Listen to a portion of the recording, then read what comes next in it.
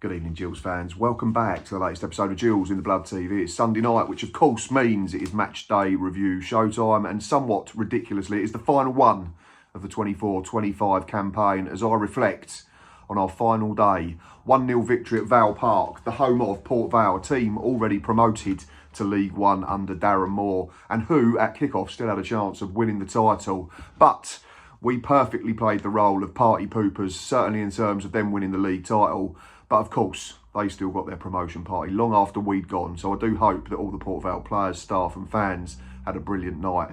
A well-earned return to the third tier at the first time of asking. But, of course, there is 90 minutes to dissect and unpack. So we'll go all the way back to 2 o'clock on Saturday afternoon and look at the team news.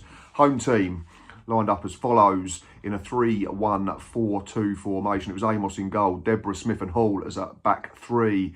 It was then Byers protecting in front, and then a quartet of Clark, Crowsdale, Walters and Headley supporting front two, Talai and Ronan Curtis. In terms of the Gills, a change of shape and a lot of change of personnel. 4 alterations from last weekend's draw against Swindon as we went to a 4-2-3-1 or a 4-3-3. It was Glenn Morris in goal. Defensive quartet of Hutton, Gale, Masterson and Clark. It was then the captain Mackenzie partnered with Williams of the Ewan variety. And then Agbanoni, Corness and Rowe were tasked with supporting lone striker Morgan. Of course, we had lots of players unavailable for this one. Suspended were Johnny Williams and Joe Bode. Unavailable through injury were Ollie Hawkins and Elliot Nevitt. And the captain, of course, Armani Little, still as well. He's missed the last 2 or 3. So it was a case of patching us up and putting a team out there that would be competitive. I've written down it didn't feel like a final day game, to be fair. Obviously, Port Vale had a lot riding on it, at kick-off at least. Eventually, the result at Vale Park wouldn't have meant anything because Doncaster held up their side of the bargain to keep themselves in front and lift the title. So again, congratulations to them. But no, I felt it was a really competitive encounter between two sides that were desperate to win the football match and end the season on a high relative to what their campaign has been like overall. We knew Port Vale were going to boss possession. They're the home side. They've been better than us all season. That's why they've got 80 points and we've ended on 57 or whatever it is. We had to surrender territory. We had to surrender possession. But I think aside from the big miss from Laurent Talai, and I'm still not sure how he's managed to completely miss the target, let alone tuck it in the back of the net. I said at the time, I didn't know why he just didn't go with it with his right foot. The ball's coming towards him, just stroke it back into the corner where Glenn Morris is coming from. But there may have been a slight bobble in his defence, but he still had enough time to steady himself and even have a touch, I think. But yeah, apart from that, Glenn Morris wasn't overly extended. There was one that he caught above his head. There was one that he sort of fell on. And the only other chance of note came from their right wing back Clark, which was a ball that fell to him on the edge of the box and he sliced it over into the away fans. So yeah, we defended our box really well. I thought it was a good test for Romeo Hutton and Max Clark because we've not seen them play as orthodox fullbacks for quite some time now. They've been really good as wing backs. So this was a different kind of test. You know that you're going to be in a game when you've got people like Talai and Ronan Curtis in the forward line.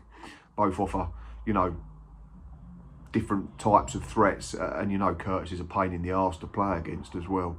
And then if you've got people like Crowsdale from deeper and Headley, you can call on Jaden Stockley from the bench. You know you're going to be in for a tough afternoon as a defensive unit. But I thought we stood up to it really well. Anything that came into our box, we dealt with fairly comfortably. And yeah, it was 0-0 at the break, but we certainly needed to offer more in an attacking threat if we was going to get any more than a 0-0 draw. Because law of averages says if you defend for that long, something will come through in the end and you will get broken down. So we knew that we had to be better second half. And I thought we started the second period a lot better. We were on the front foot really quickly. There was a half chance, wasn't there, for Aaron Rowe. Long diagonal ball that Jimmy J. Morgan did well to control and lay off. And Rowe, unfortunately, didn't catch it with that weaker left foot of his. I'll talk about that in a little while. And it was straight down the throat of Ben Amos, a glorified back pass. But it meant that we were trying to be higher up the pitch and trying to pin them back and stem the tide somewhat because the game was played in our half, predominantly in that first 45 minutes. I think we then had a free kick, didn't we? Aaron Rowe done well again, cut him from the left, was trying to get a shot off, but was hacked down. Again, maybe that should have happened later on. Jimmy J Morgan takes the free kick. It wasn't a good one. I think what he's trying to do is go under the wall, but they stood still. So it ended up looking like he just passed it against their shins. The ball then bounces back to Max Clark. He has one effort blocked. Then has a snapshot with his right foot that flashes just high, just wide. I'm not sure. It might have been further away than it looked at the time. But we don't score loads, so maybe we was trying to dress it up as something more exciting than it was. But talking of exciting, a couple of minutes later, the opener came, and when it did, it's absolutely quality from Aaron Rowe, who was really, really good on the afternoon for the 70 minutes that he got. Ewan Williams plays a little ball into him. He's sort of edge of the D, fairly central.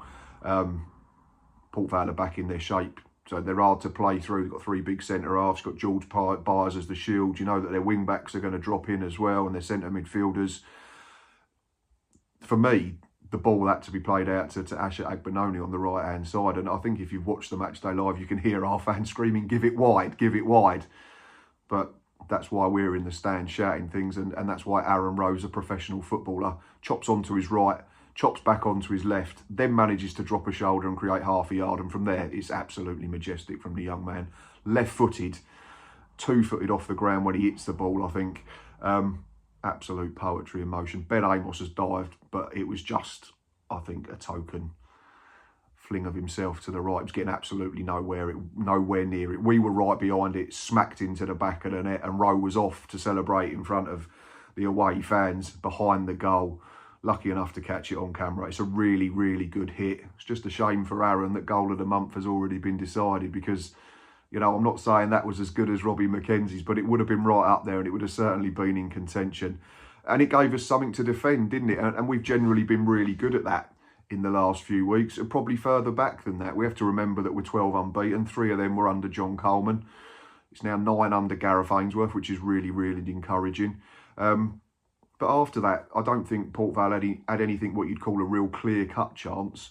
The first one, Glenn Morris makes a smothering stop when their player threatens to go through. Again, there was balls into our box, which we headed clear, or Glenn Morris came and claimed, or there was some that were overhit. Sam Gale then makes a big tackle, doesn't he, to deny Stockley, who'd been introduced just before he's about to pull the trigger. I think there was a couple of half shouts from maybe behind the goal for a penalty, but there's nothing at all from Stockley. He knows that Sam's got the ball, and it was a really, really good recovering tackle after maybe being caught slightly out of possession. We'd made changes, hadn't we, before that? We'd made 4 in the space of about 10 minutes. Ethan Coleman had come on for his second cameo after injury for Ewan Williams. Bradley Dack came on to replace Jimmy J Morgan, was playing as a false 9. We went full on Barcelona. Such was the confidence on the final day of the season. Nelson Kambeni replaced Dominic Corness, who'd been neat and tidy throughout the game. And Shad Ogie then came on a little while after them 3 to replace Aaron Rowe, who probably deserved his ovation before the final whistle. And we reverted back to the shape that's been tried and tested over the last few weeks, and that was a back 3, back 5, depending whether you did or didn't have the ball. Bradley Dack launched himself in front of one shot in the edge of the box in the final few minutes. But I didn't get the feeling that Port Vale were regularly getting behind us or playing through us. I thought the shape was good, and that's kudos to everyone involved, because, you know, we could have gone up there, changed the shape, got beat, and then everyone says, why did Gareth Evans swap it around when we've been so good for 8 games playing a certain way? He's spoken about emptying the tank. I think it's fair to say every player did that again, didn't they? There was people at the end that were running on fumes. There was one final change, wasn't there, in the last few minutes? Josh Andrews was back on the pitch, which was great to see. I wasn't sure whether it was the best idea to risk him for a game that was essentially a dead rubber for us, but it was great for him personally to get on for the final proceedings of the campaign, and fingers crossed he can have a good summer and a strong start to next year, and we might start to see the player that we know he can be and we want him to be. But yeah, we saw the game out fairly routinely. Of course, it didn't really dampen the party spirit at Vale Park, because Vale were going up anyway, regardless of the result on the day. We knew that Doncaster were 2-0 up at midway through the first half, so it was always going to be a tall order from that point. And although Notts County got a goal back at Meadow Lane, it was Donny that clung on to win the points and deservedly lift the trophy.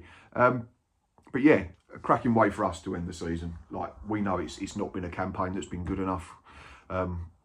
We've used the phrase overpromised and underdelivered far too regularly on this show throughout the season, and probably last as well. But there's something to send us into the summer isn't there feeling optimistic? Gareth Ainsworth's done a great job with someone else's tools. Played 9, won 3, drawn 6, lost none, scored 10, conceded 7, points 15 at 1.66 per game since his arrival. 1.66 points per game over 46 matches in a campaign gets you to 77. It would have got you up this season, or at least in the playoffs. I can't remember the exact points total. Yeah, been really good. It's just been great to enjoy going to football again and looking forward to games, because there was a period probably from October right through till, dare I say, at the end of March, where we were going because we had a season ticket. We were going because we felt like we had to. And that's all changed again. He's a class act as well. And I just want to mention what he did yesterday. It wasn't just for our fans, but I really liked the touch at the beginning where he brought all of his staff over and all of his substitutes to applaud the travelling support. That was brilliant thing, number one. Second thing for me that really stood out, because we know he played for Port Vale, he's a bit of a legend there. Came over to us, celebrated the win, and then walked to the other 3 sides of the grounds to clap the Port Vale fans. And that's the markings of the man, isn't it, Gareth Ainsworth? And yeah, I think we're going to be all right next season. I'm not going to sit here and say we're going to win this and that or do this and that, because I've been bitten on the arse far too many times in recent seasons, like we all have. But yeah, like I say, that result and what we've seen over the last 7 weeks or so certainly sends us into the summer with some cautious optimism. Another reason for that could be Aaron Rowe, who's really come into his own in the last month or so of the season. If you look at the last 6 games, he started 5 of them and provided 3 goal contributions in that time, hasn't he? There's been a goal and 2 assists, which is really good to see. We know he missed a large chunk at the start of the season through injury, but it looks like we're getting the Aaron Rowe that we thought we bought back in August now, which is great to see. And fingers crossed that continues. Have to talk about our fans. 599 at Vale Park. I'm pretty sure that figure's wrong. It felt like there was about 200 more. I'd heard rumours that we'd sold about 500 start of the week, so I'm not sure that figure's correct. But if it is, we sounded like 800 and more. We were absolutely brilliant. There was Hawaiian t-shirts, there was Hawaiian shirts, there was minions, fancy dress, multicoloured afros. Absolutely great day to be a Gills fan. And it just shows you what we can do if we get it right on the pitch, because we will back this team to the absolute hilt. Before I finish up, congratulations to everyone at Doncaster Rovers, Port Vale and Bradford, who did it the Bradford way, didn't they, on the final day. They've all got promoted. Commiserations again to Carlisle and Morecambe, who have to drop into the National League. And good luck to all of those connected to Walsall, Wimbledon, Notts County and Chesterfield, who will go into the lottery that is the playoffs. In terms of what's coming up over the summer, because this is the last regular video of the campaign, got League 2 team of the season, so that'll be for fans of every club. Well, most clubs, if your players get in there. Gills in the Pub, final episode of this campaign will return on the 14th of May, so that's something to look forward to. We'll have all the goals and fan footage from the second half of the season. Hopefully there'll be a potential targets one on the back of any retained release list that comes out. And if we can sort out some Gills in the Blood chats too, then hopefully we can bring them to you as well. I just want to say a massive thank you to absolutely everybody for their support and everything else throughout the campaign. Every photo, every share, every comment, every subscribe, every guest that's been on, every contributor to videos, whether that's score predictions, halftime analysis. This show isn't anything without you lot. I've said that, you know, hundreds and thousands of times, and I'll continue to say it. A special thank you to Reese from German Gills. He's taken the decision to step away from the match day review shows for the 25-26 campaign, and I absolutely respect that decision. He's had stuff going on in his private life, which is up to you whether he tells you, that has affected him over the last couple of months. And he's just busy, which means that something has to give. And I'm absolutely gutted that Reese won't be part of the review shows. But I'm so happy that he's making a decision for himself, and obviously go and subscribe to his channel, follow him on X, because he's absolutely brilliant at what he does. So yeah, thank you to Reese for your time and your knowledge and everything on them review shows. It was great fun. Thanks for all your help with the thumbnails, buddy. I know you promised you're going to continue doing them, so thank you very much. But yeah, 118 videos this season that we've churned out for everybody. Nearly 200,000 views. Over 25,000 hours of watch time from you lot is incredible, and nearly 500 new subscribers. So honestly, thank you so much. I cannot reiterate enough, this channel is nothing without you lot. If you disagree with stuff I say, that's absolutely fine. If you don't like it, don't watch it, got no issue with that. All I'll ever say is please be respectful, because, you know, it's a hobby. It takes up a lot of my spare time, and I do it because I love it, and I do it for people that can't get to games for various reasons. I've said that before. I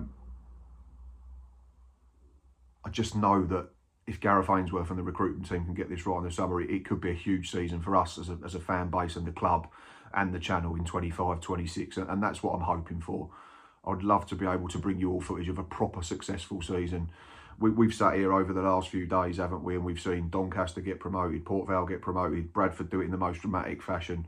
We'll probably sit and watch the playoffs and see someone go up at Wembley. We all want that for our football club, don't we? So fingers crossed moving forward that we can see something like that. But yeah, in terms of the final day of the season, we couldn't have asked for much better, could we? We became party poopers. We had a great day out. Port Vale still got their promotion party. And yeah, like I say, the biggest thing is it gives us optimism moving into the new season. But for now, that is enough from me. I will be taking a little bit of a break. I always say that. Regular content won't be there, but semi-regular, we'll call it. And I'll try and get a couple of weeks off at some point. I know end of May I'm away, so there'll definitely be a week where I do get a proper rest. But as I said, thanks for all your support throughout the season. We know it's not been the campaign we wanted, but it has ended fairly well. Yeah, that's enough from me. You've heard enough from my voice over the last 9 months. So I will leave you with those 3 words. Up the Gills.